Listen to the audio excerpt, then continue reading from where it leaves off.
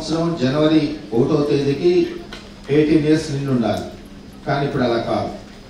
మీ యొక్క ఏజ్ అనేది ప్రతి సంవత్సరం జనవరి 1వ తేదీ లేదా ఏప్రిల్ 1 లేదా జూలై 1 లేదా అక్టోబర్ 1 ఆ డేట్స్కి మీ యొక్క వయసు 18 years నిండి ఉంటే మీరు కొత్త ఓటర్గా ఎన్రోల్ చేసుకోవచ్చు. ఇది గుర్తుపెట్టుకొని పిల్లలు ఇక్కడ ఉన్నటువంటి ఎవరైతే ఇంకా ఎన్రోల్ కాలేదో వాళ్ళందరూ కూడా ఆ డేట్స్కి మీ 18 years కంప్లీట్ అయితే అది కొత్త ఓటర్గా మీరు కాకుండా మీ ఫ్రెండ్స్, మీ నైబర్స్, మీ రిలేషన్ ఎవరైనా ఉంటే ఇంకా మీ ఫ్యామిలీ మెంబర్స్ వాళ్ళని కూడా ఎంకరేజ్ చేసి న్యూ ఓటర్గా ఎప్పుడైనా పెట్టుకోవచ్చు. బట్ ఆ డేట్స్కి 18 years నుండి ఉండాలి, అదొకటి గుర్తుపెట్టుకోండి. అట్లాగే ఇక్కడ ఉన్నటువంటి చాలామంది పెద్దవాళ్ళు వచ్చారు, అనేక ఎలక్షన్స్ చూస్తుంటారు.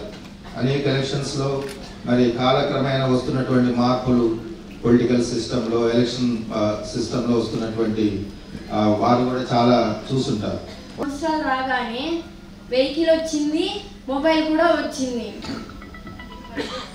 వీటితో పాటు నాకు ఓటు హక్కు కూడా వచ్చింది. ఓటు హక్కు అంటే ఏంటి? ఓటు హక్కు అంటే మనది ప్రజాస్వామ్య దేశం కనుక మన నేతలను మనం ఎన్నుకునే అవకాశం భారత రాజ్యాంగం కల్పించింది. ఇందుకోసం 18 సంవత్సరాలు రాగానే ప్రతి ఒక్క పౌరుడు ఓటు హక్కు కల్పించడం జరిగింది.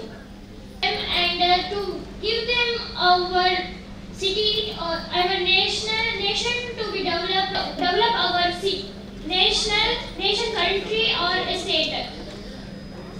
First, the age was decreased from 21 years to 18 years by the 61st amendment.